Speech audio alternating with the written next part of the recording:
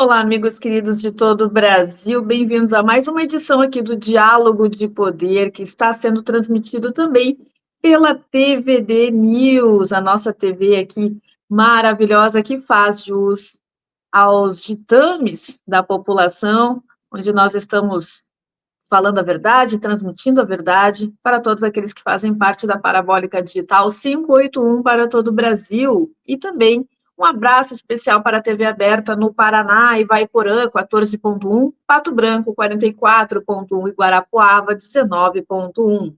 E também o nosso especial agradecimento ao querido Silvio Navarro, mestre do jornalismo brasileiro, que também está transmitindo a nossa edição de hoje para lá de especial, um tema importante com o grande e querido Gabriel Piauí, que eu tive a honra de conhecer durante um evento que aconteceu em Brasília, no primeiro seminário de comunicação do PL. Professor Gabriel, ele que é um combatente pelo desenvolvimento físico das crianças, do ensino fundamental, do ensino médio, e tem muito a nos falar aqui também sobre as armadilhas que a esquerda coloca dentro da instituição de educação. Bem-vindo, professor Gabriel. Muito obrigado, Karina. É sempre muito bom poder compartilhar as minhas experiências com todos aqueles que lutam pelo mesmo objetivo que nós, né? Então, eu gostaria de agradecer aí a você pela oportunidade de estar cedendo essa entrevista. Com certeza, a honra é nossa, né, prof? Você fica à vontade para falar tudo o que tu vive diante desse processo em que nós combatemos, né, Gabriel, que é a lavagem cerebral. E como que tu enxerga isso? Existe isso mesmo nas escolas desde dos inícios primários dos alunos? Bom, existe sim. A grande verdade é que nas instituições de ensino, nós temos uma composição da mesa ali de docentes que eu diria que eles são formados na universidade esquerdista, entendeu? Eu diria isso. Parece meio louco, parece até meio bobo dizer assim, de uma maneira meio generalizada, mas é verdade. Boa parte dos nossos professores tem a formação em um viés mais esquerdista, digamos assim, porque isso vem de geração em geração. A esquerda ela conseguiu há anos atrás atacar uma das principais bases de desenvolvimento humano, que é o ensino. Então, a base educacional, escola, faculdade, toda foi corrompida, eu diria. E com o passar dos anos, isso foi se tornando cada vez mais evidente, foi ficando cada vez mais latente, até que hoje você vê aí como é que anda as nossas faculdades federais, né? Enfim, até mesmo nas escolas, as coisas que a gente é obrigado a ver aí na internet, que vem denunciando muito do que acontece nas salas. E isso tudo é construído de degrau em degrau. Eu atuo no ensino infantil e fundamental e eu consigo ali, na base, instruir algumas coisas, né? Enfim, dar certas orientações que vão de encontro com as orientações que são dadas do outro lado. Eu digo que minha função na escola, além de desenvolver toda a capacidade física das crianças e dos adolescentes, é neutralizar, equilibrar o, o trabalho ideológico que é feito, né? Então, nós temos professores que tentam doutrinar alunos, ensinar conceitos que parecem simples para as crianças, mas que tem serve de base é como a gente chama em inglês, é o backyard, tá? É o quintal de trás da coisa toda. Então, eu diria que eu faço só um serviço que neutraliza isso. Então, eu não deixo desbalancear. Eu venho sempre com um contraponto. E esse contraponto faz a criança, o adolescente refletir. E eu consigo ver mudança sendo surtindo mudança ali em toda o modus operandi da escola, enfim, no funcionamento, na maneira como as crianças lidam com questões sociais entre elas, e, enfim, é bem legal poder observar o resultado desse trabalho sendo feito.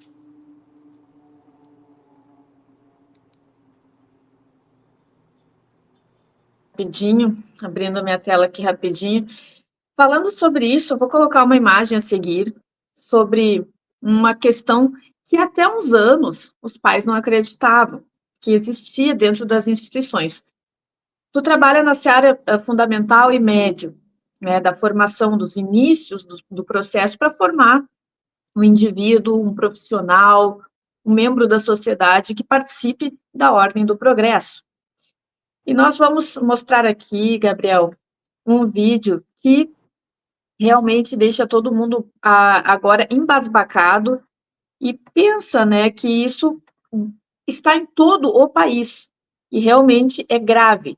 O vídeo é sobre o tour comunista dentro da Faculdade Federal do Rio Grande do Sul. Eu quero só colocar aqui, eu vou abrir o som para o pessoal poder entender. Internacionalista aqui da URGS vai apresentar a universidade de uma perspectiva comunista. Perspectiva comunista? Mas o que significa isso? A gente vai caminhar pelo campo centro da URGS para contar a história que ninguém te conta. A gente vai apresentar os espaços da universidade, o seu funcionamento, de uma perspectiva marxista, para debater qual universidade que a gente precisa e questionar a lógica burguesa da universidade, que mantém a terceirização, mantém a relação com empresas sionistas e também mantém o filtro racial e social que é o vestibular. Legal! Ah, e o movimento estudantil? Eu sempre ouvi falar sobre os processos de luta aqui dentro da universidade e também queria fazer parte. Sim, os estudantes e os trabalhadores da URGS têm uma fortíssima trajetória de luta, que vai desde a época da ditadura, onde as estudantes mulheres tiveram que lutar para ter o direito à moradia estudantil e também o direito às cotas. Então, por isso, no Tour Comunista, a gente vai contar essas e muitas outras histórias para a gente conhecer o nosso passado, se apropriar dele e poder lutar por uma universidade que seja de todos. Que legal! E como faz para participar? Qualquer um pode ir? Claro, qualquer um pode ir. É só se inscrever no formulário que tem no link da bio e vem participar do Tour Comunista dia 22 às 2h30 no Campo Centro. Pois parece piada, mas não é, né, prof?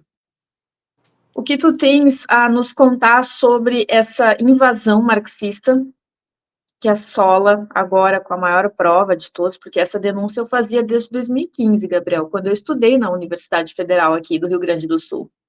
Inclusive, eu estou bem do ladinho aqui desse prédio em que eles promovem o tour comunista. O que esperar dessa geração e do despertar dos pais? Como que nós podemos fazer um despertar para que eles fiquem atentos a esse furto do futuro do Brasil? Olha, Karina, sinceramente, eu não consigo nem olhar para uma coisa dessa e levar isso tudo a sério. Mas é sério, entendeu? É sério. O pior é que é sério. Eu vejo da seguinte maneira. São duas coisas diferentes que eu trato, beleza? Ensino e educação. A nossa educação, que é algo que é valor, vem de casa, vem da família, isso morreu. Para não dizer que morreu, respira por aparelhos, tá?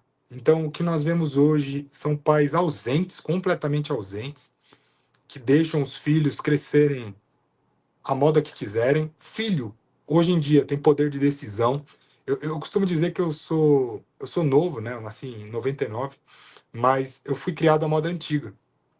E na moda antiga, os pais tinham esse poder de decisão sobre as ações do filho. Então, não tinha essa, eu faço o que eu achar melhor para minha vida.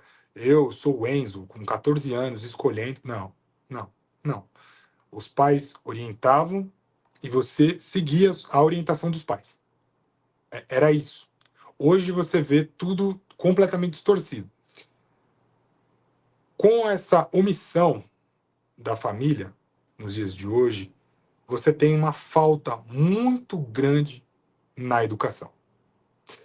E aí, quando você não tem educação de base, o ensino ele não é tão efetivo. E aí, quando você tem a diretriz da educação rachada e do ensino tendencioso, do ensino te direcionando para algo, você não tem base familiar. Você está sendo direcionado pelas pessoas da rua, que são os professores, para ir para um lado que não é muito bom, mas ninguém te disse que isso não é muito bom, você nunca foi orientado da maneira correta, você não tem aqueles valores que nós temos família, eu aposto que você tem família bem presente na sua vida, Nós sabemos de onde vem esse instinto nosso, nós sabemos de onde vem aquilo que nós cremos, as nossas batalhas. E aí abre um grande precedente para coisas como essa acontecer. E isso é uma das coisas, tá? Abre precedente para o envolvimento com crimes, o envolvimento com drogas, o envolvimento com responsabilidades que não cabem, né, para um adolescente, um jovem. Eu digo atribuições de responsabilidade fora do tempo. Sabe, as pessoas que a gente fala que são avançadas. Então, esse menino aí, ele é avançado demais. Essa menina, ela é avançada demais. Avançada no mau sentido. No sentido de que está fazendo coisas que não devia ainda fazer.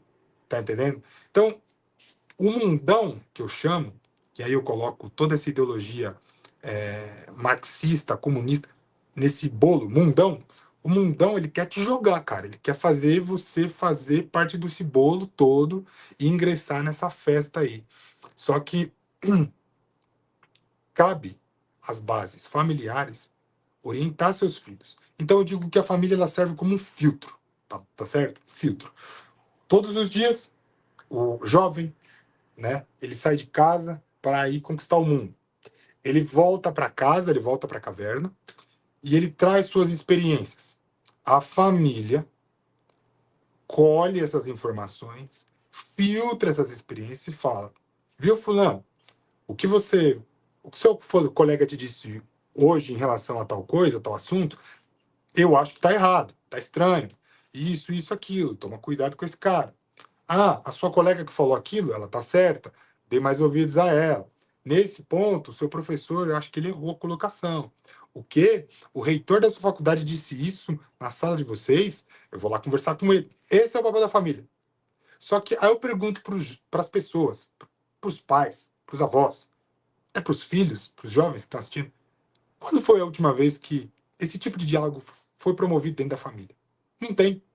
Não tem porque hoje o jovem sai de casa, volta, não fala sobre o que aconteceu, o pai também está omisso, a mãe também está omissa, fica todo mundo no celular, ninguém senta para jantar, para almoçar junto, tá certo? O mundo, ele foi sendo colocado dessa maneira justamente para que esse tipo de coisa acontecesse.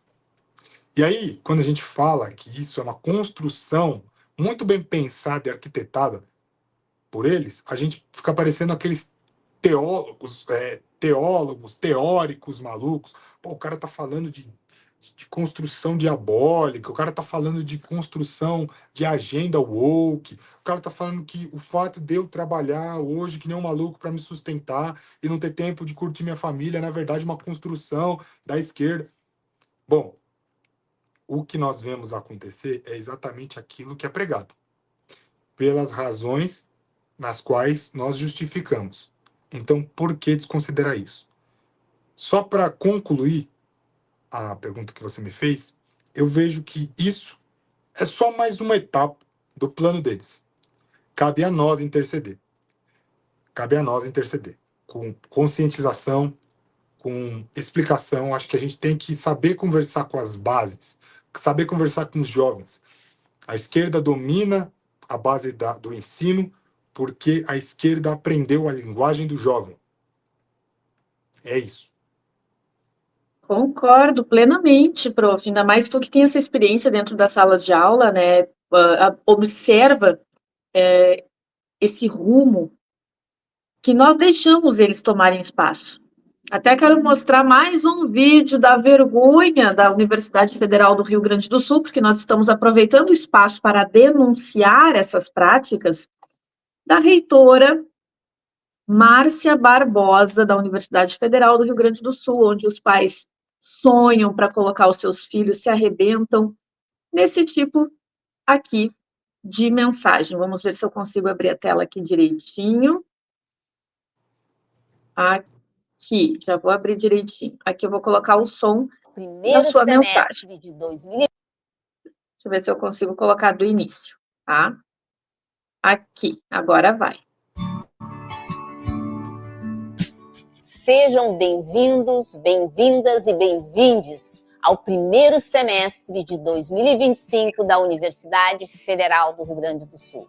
Essa universidade que elegeu a sua administração central de forma paritária, reconhecendo a importância dos Só nossos para a gente ver estudantes, ali, das Paulo nossas Pimenta, estudantes, tá? para o progresso da O nossa ex-ministro da querida Comunicação URGS. de Lula, do PT, super marxista. Esse aqui é um dos campos. Para esse semestre. E a primeira delas começa agora, no dia. Só para mostrar, então, aqui agora ela faz a propaganda da questão das aulas. Ela é totalmente. Esse aqui é o perfil da reitora, gente. Ela é totalmente enviesada para a esquerda. Aqui tem um vídeo dela pedindo Pix para o transmasculino. Olha só. Eu nunca vi isso, né, de uma reitoria se rebaixar esse ponto. A gente vai colocar para vocês acreditarem no que nós estamos falando. Aqui do coletivo Transmasculino URS, fazendo o corre da caravana transmasculina para São Paulo. E estamos aqui com quem? Com Márcia Barbosa, reitora aqui da URGS, para falar o quê? Vamos fazer o Pix para o Transmasco. É isso, faça o Pix. Pessoal, a gente está aqui com o coletivo Transmasculino Esse Pix é para o pessoal que eles estão pedindo para fazer um passeio aí, não sei aonde, em São Paulo, e tratar das causas LGBTQYZ e todo o teclado e as letras do alfabeto, Gabriel, para militar, para enganar o trouxa que acha que está ajudando pessoas que se identificam como trans. E a gente já entrevistou aqui, Gabriel, a trans de direita, Suelen, que deu um show. Ela arrebentou aqui no programa falando verdades para as famílias brasileiras que nos assistem. Nós temos mais de 15 milhões de audiência só na TVD, né, na parabólica digital, mais os canais. Professor, o que dizer da direita que não está se esforçando para ocupar espaço e não deixar pessoas como a reitora, como aquele grupo de jovens falando em turco comunista dentro das instituições de ensino? Eu acho que é um processo, tá? Eu acho que é um processo. Nós estamos... A verdade é que falar sobre direita e esquerda no Brasil, quem trouxe direita e esquerda, essa pauta, esse assunto, evidenciou isso, diferenciou o que é esquerda e o que é direita, foi Jair Messias Bolsonaro. Ponto. Antes do Bolsonaro, ninguém falava sobre direita e esquerda.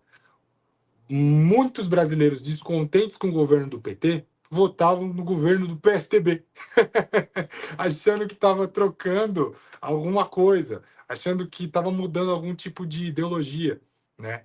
E não estava. Mas quem evidenciou isso? Bolsonaro. Quando? Em meados de 2016, que começou a ficar algo muito grande, pelo menos para mim. Eu conheci o Bolsonaro em 2016, quando eu tinha, sim, 16 para 17 anos ali já. Cara, dali em diante, tudo ficou evidenciado. Começou-se a falar, começou-se a questionar o que é esquerda, o que é direita. O brasileiro começou a trazer isso para o dia a dia, começou a diferenciar, começou a pegar coisas, por entender, por começar a pesquisar sobre, para entender a figura do Jair Bolsonaro, o brasileiro começou a perceber, peraí, isso aí é coisa de esquerda, isso aí é ideologia de esquerda. Ei, eu não acredito muito nisso, eu acho que eu sou de direita, eu acho que isso... Você tá entendendo? E aí criou-se essa conscientização. Então, vamos lá, vamos do começo. Nós falamos sobre marxismo, nós falamos sobre socialismo, comunismo, figuras da esquerda há muitos anos. Existe essa cultura no nosso país há muitos anos, porque eles se fortaleceram lá atrás, na época do regime militar, né, como uma oposição, e se mostrou ali uma salvação para o Brasil, né, lutar pelo direito de liberdade de cada um. Foi uma bela de uma maquiagem. Eu diria que esse período, eles foram o cavalo de Troia do Brasil, né, o cavalo ali do Brasil. Então, é assim, eles estão há muito tempo nisso. É natural que essas pessoas aí, essa reitora, tá, os ministros, toda essa galera que está no poder, que é bem velha, eram os jovens de antigamente, que estavam lá, lutando, diretas já, essas coisas. São eles, tá? Que pediram anistia lá atrás. São eles. Calma, Karina. Nosso momento vai chegar. Sabe quando a gente fala aquela frase do presente é deles, mas o futuro é nosso? É disso que nós estamos querendo dizer. Eu acredito que com o meu trabalho, o seu trabalho, o trabalho de todos os influenciadores da direita, todas as pessoas que estão buscando que o Brasil, de fato, endireite, cara, é só dar tempo ao tempo. É embasado, o negócio é bom, a ideia é boa, é estruturado, não é uma coisa impensada, maluca, comunismo, igual eles são, não. A gente não trabalha com essa linhagem utópica, não. É pé no chão. E, ó, falo para você, eu, como professor, busco sempre atribuir mais responsabilidades a mim, para que eu tenha mais domínio no meio das crianças, para que eu consiga influenciá-las da maneira correta. Aí você vai falar assim, Gabriel, qual a diferença do seu trabalho para o trabalho do esquerdista? Quem garante que você não está tendenciando os ensinamentos? É simples. Se um professor ensina para um aluno que ideologia de gênero é certo, que ele não precisa se identificar com nada e tal, eu trabalho de uma maneira bem simples, mostrando para o aluno que não é bem assim. Como, por exemplo, tem um relato de um aluno meu, tá? Esse aluno é de uma escola que eu não trabalho mais. Esse aluno falou para mim assim, professor, mas brincar disso não é coisa de menino? Ou de menina? Ele falou para mim. E eu peguei, né? Era uma brincadeira lá de pular corda, tá? Porque ele via as meninas brincando de pular corda. E ele perguntou, mas não é menina só que brinca de pular corda? Brinca de amarelinha? Porque eu tava fazendo um circuito de saltos com eles, e amarelinha e pular corda envolvem saltos. Enfim, metodologia. Aí ele chegou a mim e falou assim, mas pular isso não é coisa de menina? E aí eu expliquei para ele que as meninas gostam de pular amarelinha, mas que não precisa ser menina para pular amarelinha. Qualquer um pode pular amarelinha. Certo? Tudo bem, perfeito. Ele voltou para a sala dizendo que qualquer um pode pular amarelinha para a professora. E a professora respondeu: qualquer um pode fazer o que quiser. Qualquer um pode brincar de boneca, qualquer um pode pintar a unha, qualquer um pode. Beleza. Beleza. Volta para minha aula na semana seguinte. E eu escuto o mesmo, que me perguntou na semana passada se pular a corda não era coisa de menina, que ele não queria pular por causa disso, falando, não, porque eu posso fazer o que eu quiser. Tudo é coisa de menino, tudo é coisa de menino. Rosa também é de menino. Rosa. Eu falei assim, epa, quem te disse isso? Aí ele ficou me olhando, quem conhece criança sabe, criança fica olhando assim, ó. 10 horas pra você e não responde. Você quer saber, porque ele acha que ele vai levar uma bronca. Só que eu perguntei pra ele, mas ei, quem te disse isso? Ah, a professora falou isso, falou isso. A professora falou assim, não é bem assim. Menino brinca disso, menina brinca aquilo. Quem pinta a unha é menina. Menino suja a unha. Entendeu? Brinquei com ele. Eu falei assim, ó, minha unha aqui, ó, toda suja. Porque tava tinha um espaço da escola, tinha areia, terra, enfim. E do lado era quadra. Eu fui lá, peguei na areia, na terra, cavei assim e mostrei as minhas unhas sujas de terra. Falei pra ele aqui, ó, isso aqui, ó, viu só? Menino suja a unha. Entendeu? E a gente depois vai lá, lava e limpa, entendeu? Aquilo que você vê em menino não é esmalte, é sujeira. Sujeira, porque menino brinca de pegar na terra, menina é mais delicada. Expliquei para ele, falei assim. Então, olha só, não é que eu estou influenciando o menino a ser machista ou coisa do tipo. Não, eu estou simplesmente dizendo que sim, tem coisas que são de menino, coisas que são de menina. A professora está fazendo o contrário, ela está relativizando tudo. Então, eu falo, eu não direciono o pensamento para um lugar, eu só neutralizo o trabalho que é feito. Ponto. Eu jamais vou chegar num menino que tá brincando, sei lá, ele tá brincando com um brinquedo, um boneco e uma boneca. Eu nunca vou chegar nele e falar, tira essa boneca da mão. Não vou fazer isso. Deixa o menino brincar com o que ele quiser, tá certo? Deixa ele brincar lá. Só que ele precisa entender que nem tudo o que ele pode fazer, ele deveria fazer. Ponto. E é isso. Assim como quando uma menina entra para fazer um esporte de lutas, para fazer um esporte de futebol, basquete, eu explico. Você está jogando com meninos. Eles são mais brutos. Você quer jogar? Você pode jogar. Você vai jogar. Eu te ensino a jogar. Mas entenda que para jogar com meninos, você precisa agir de tal maneira, porque são meninos. Quando você for jogar com meninas, é diferente. Ah, professor, mas as meninas não querem jogar. A maioria das meninas tendem a não querer jogar isso. Mas elas tendem a querer jogar aquilo. Você quer jogar aquilo? Ponto. Eu não fico fazendo um discursinho, sabe? Porque... Não.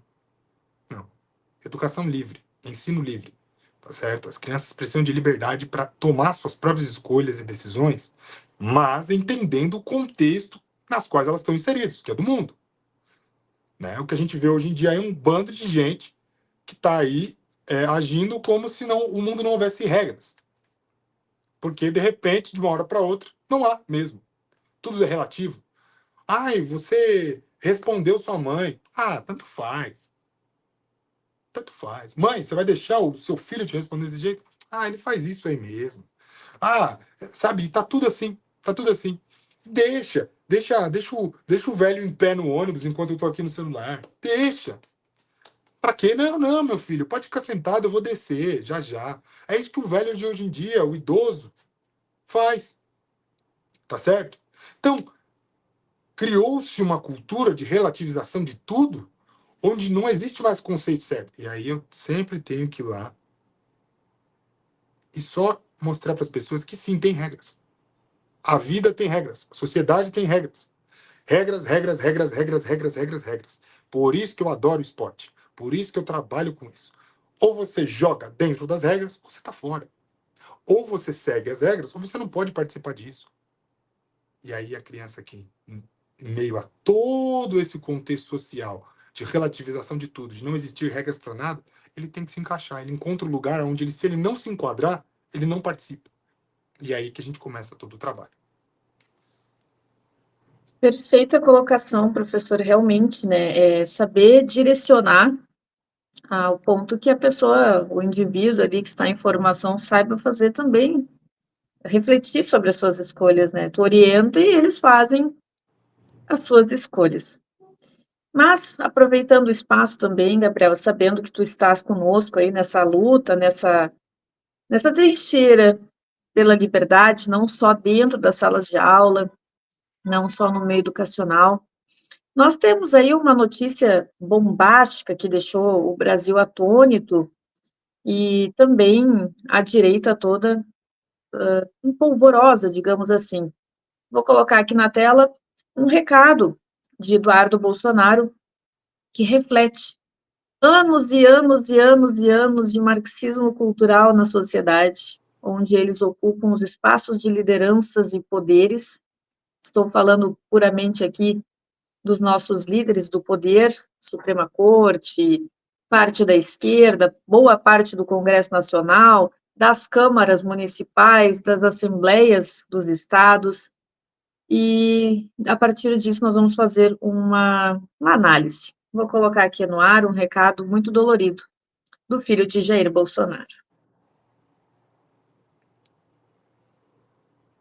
Para representar o povo paulista no melhor interesse da minha nação.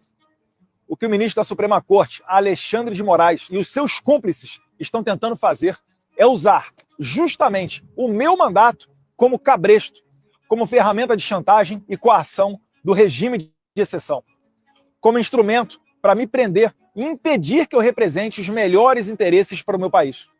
Seria mais confortável ficar quieto, recebendo um excelente salário e fingindo defender os paulistas e meus irmãos brasileiros, do que enfrentar esse sistema covarde e desumano. Mas eu não aceitei esse chamado para ter conforto ou comodidade.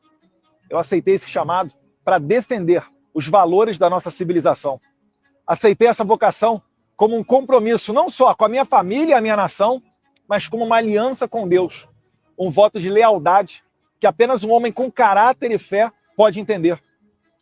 Não irei me acovardar, não irei me submeter ao regime de exceção e os seus truques sujos. Assim sendo, da mesma forma que eu assumi o mandato parlamentar para representar a minha nação, eu abdico temporariamente dele, para seguir bem representando esses milhões de irmãos de pátria que me incumbiram dessa nobre missão. Irei me licenciar sem remuneração para que possa me dedicar integralmente e buscar as devidas sanções aos violadores de direitos humanos. Aqui, poderei focar em buscar as justas punições que Alexandre de Moraes e a sua Gestapo da Polícia Federal merecem. Vocês, homens de geleia, pequenos e vaidosos, não estão acostumados a lidar com homens de convicção. Acharam que iam me chantagear com os benefícios e regalias do cargo. Não poderiam errar mais miseravelmente. Os melhores parlamentares, verdadeiramente vocacionados, não são figuras caricatas apegadas aos títulos da burocracia. Abro mão de cabeça erguida, de toda essa pompa, para seguir firme na minha missão de trazer justiça para todos os tiranos violadores de direitos humanos mais básicos. Eu estou falando de vocês, os psicopatas que prenderam mães de família, idosas, trabalhadores e todo tipo de pessoa comum e inocente. Irei abraçar esse sacrifício com entusiasmo. Focarei 100% do meu tempo nessa única causa: fazer justiça. Criar um ambiente para anistiar os reféns de 8 de janeiro e demais perseguidos que fizeram parte do governo Bolsonaro, que estão pagando o preço da crueldade de um psicopata que sonha em prender Jair Bolsonaro e, imagina ele, que assim vai exterminar o maior movimento popular que a minha geração já testemunhou, o liderado pelo nosso eterno presidente Jair Messias Bolsonaro. Também não descansarei até construir o cenário internacional que permita eleições limpas, transparentes e com ampla participação da oposição. Não existe democracia num país que age como a Suprema Corte da Romênia ou a narcoditadura da Venezuela de Nicolás Maduro, onde os líderes da oposição, que arrastam multidões nas ruas, sejam impedidos de concorrer por conta de eufemismos desavergonhados de tiranos. Ressalto que a minha posição de deputado federal, ainda mais tendo sido o mais votado de toda a história do Brasil, bem como filho do presidente mais popular da história recente do país, me facilitava, sim, a abertura de portas internacionais. No entanto, essas portas já estão abertas. Agora, necessito de tempo e dedicação integral para seguir trabalhando e representando não só os paulistas, mas todos os brasileiros. Nessa jornada, só tenho a agradecer a Deus. Um filme passa na minha mente e entendo quão extraordinária é a providência divina.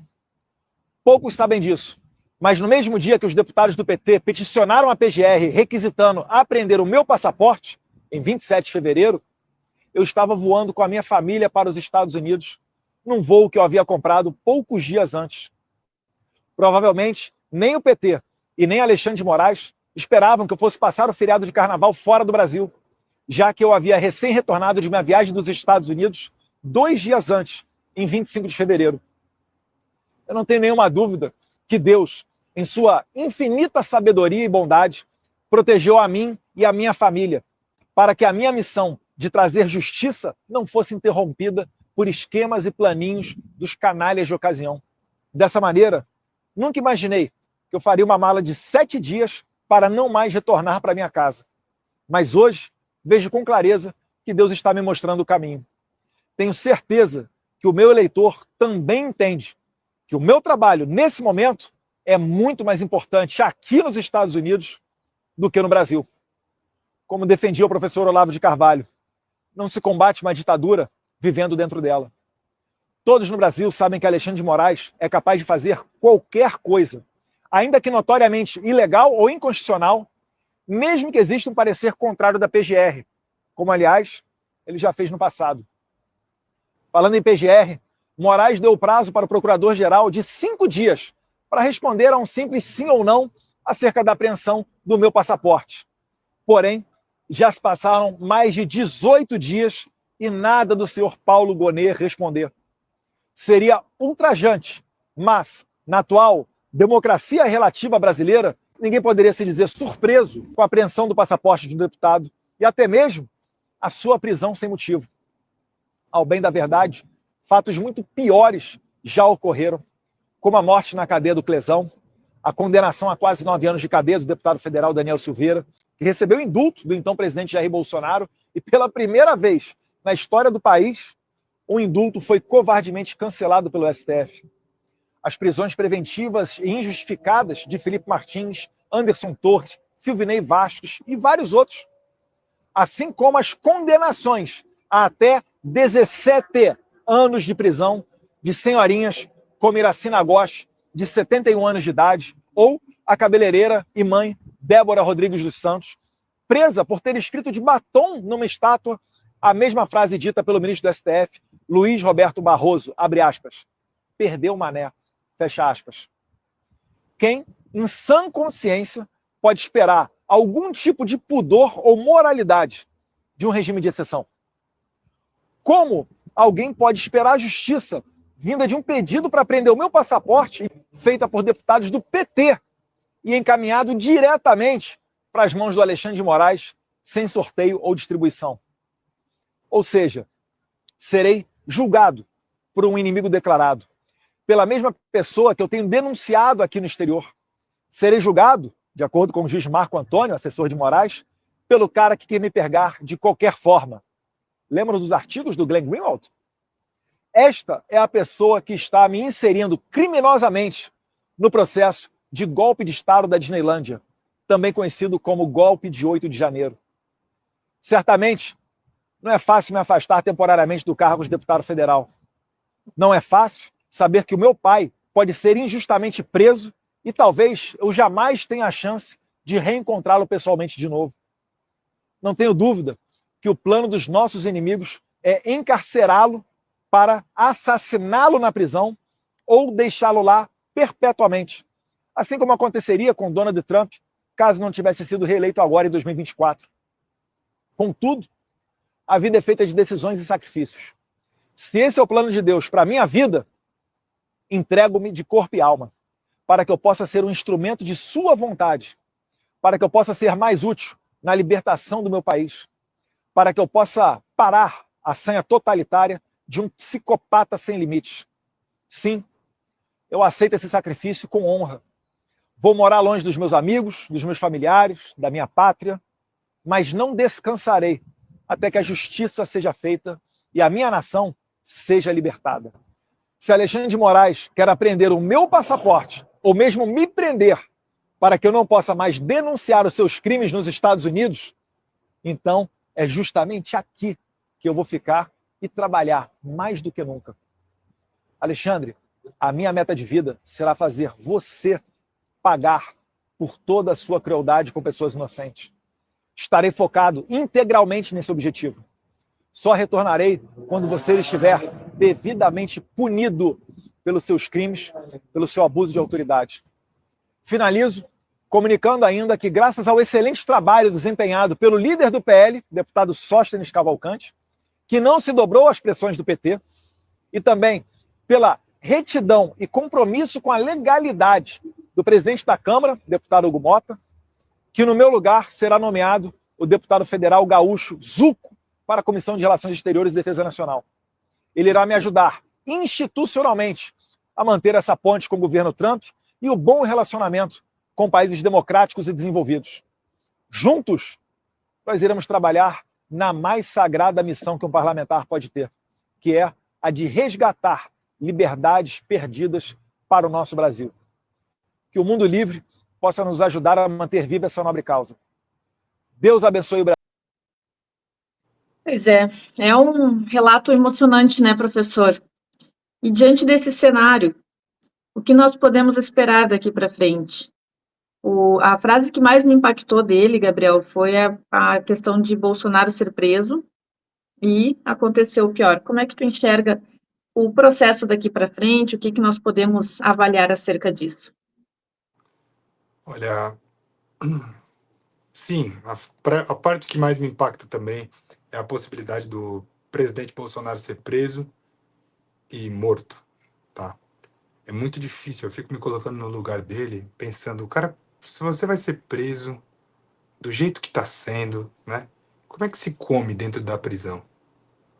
né? O Bolsonaro já tem uma certa idade. É minimamente aceitável deixar que um cidadão naquela idade não se alimente corretamente? Mas é isso que vai acontecer, porque uma pessoa que teme ao tempo todo ser morta, né, envenenada, eu acredito eu que seria assim a estratégia da esquerda para matá-lo, e justificar causas naturais ou qualquer coisa do tipo. Você fica ali numa situação muito terrível. Quando você tá solto, sabendo que existe a possibilidade de você ser preso, morto, cara, você também fica numa condição terrível. Então, eu consigo imaginar, assim, uma parcela, né, do sofrimento que essa família está tendo com todo esse cenário. E é uma covardia imensa. Eu espero, sinceramente, que as coisas tomem o rumo que nós queremos. Que a justiça seja feita da maneira correta, né? E se assim for, Bolsonaro estará solto e presidente em 2026. Muitas pessoas, até mesmo da direita, falam: não, eu acho que ele vai ser condenado. Eu sei, porque todos os cenários apontam para isso, né? Mas eu tenho fé. É isso que me faz ter fé. Fé não é aquilo que se pode provar. Fé é acreditar em uma coisa, ainda que tudo indique o contrário. E eu tenho fé. Eu tenho fé que o presidente Bolsonaro não será preso. Tenho fé que o presidente Bolsonaro vai concorrer às eleições de 2026. E se concorrer às eleições de 2026, será eleito. Karina, qualquer cenário além desse não passa pela minha mente, porque eu tenho fé nesse cenário. Qualquer coisa além disso, eu não quero nem saber. Somos dois, professor, somos dois, né? Então, eu fiz questão de colocar essa fala do Eduardo Bolsonaro para que a nossa audiência entenda o que está acontecendo no Brasil. Se já chegou neles, que são parlamentares, que são pessoas que possuem aí um conhecimento e têm aparato jurídico, nós aqui fora temos que prestar atenção em cada detalhe. Por isso, essa luta, essa busca pela orientação das crianças, né, professor Gabriel, para que elas tenham discernimento de defesa das suas liberdades. Porque nós, né, professor, nós, eu, tu, a nossa geração aqui, tem condições de pegar e ir embora e largar tudo. Se a gente estiver na linha da perseguição, se nós estivermos nessa linha, a gente dá jeito. Mas no futuro, como é que vai ser? As pessoas daqui a pouco não vão poder se expressar o minimamente sobre algum descontentamento. Professor, estamos no final da nossa edição. As tuas palavras, o teu trabalho é muito importante, muito elucidativo e que tem aí orientado e despertado na nossa audiência. Mas antes de encerrar, nós vamos fazer uma rodada aqui de um jogo de palavras que eu vou falar e dessas palavras tu faz uma pequena frase sobre o sentimento que te remete. A primeira Perfeito. palavra é Brasil. Amor. Coragem. Pode continuar.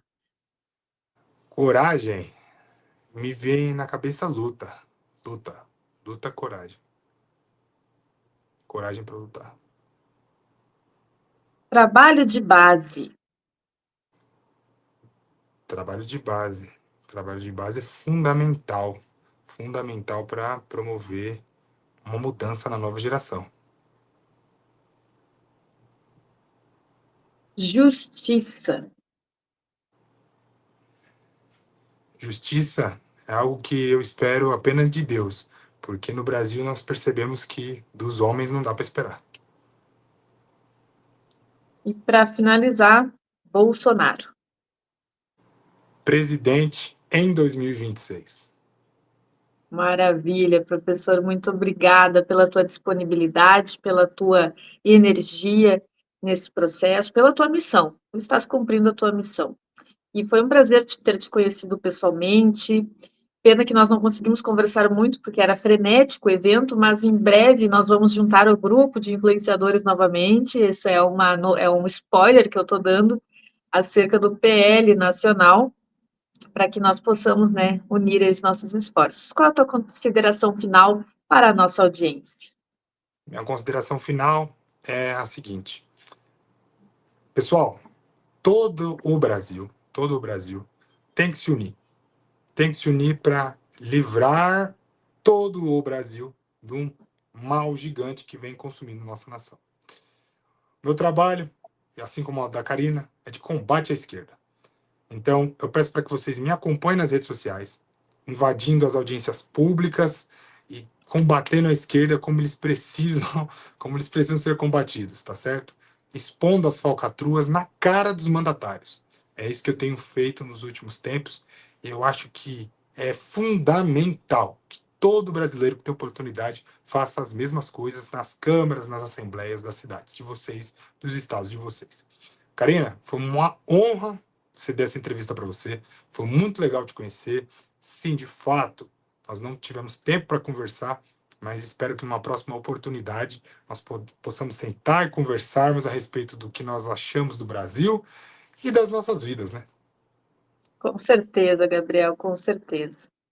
Muito obrigada, Gabriel, audiência. Obrigada, TVD, Parabólica Digital 581, aos amigos do Paraná e, claro, nosso querido Silvio Navarro, que está também transmitindo aqui a nossa edição especial de hoje, interativa, com o grande professor Gabriel Piauí, que em breve nós queremos novamente aqui a tua participação acerca das atualidades e dessas pautas tão importantes.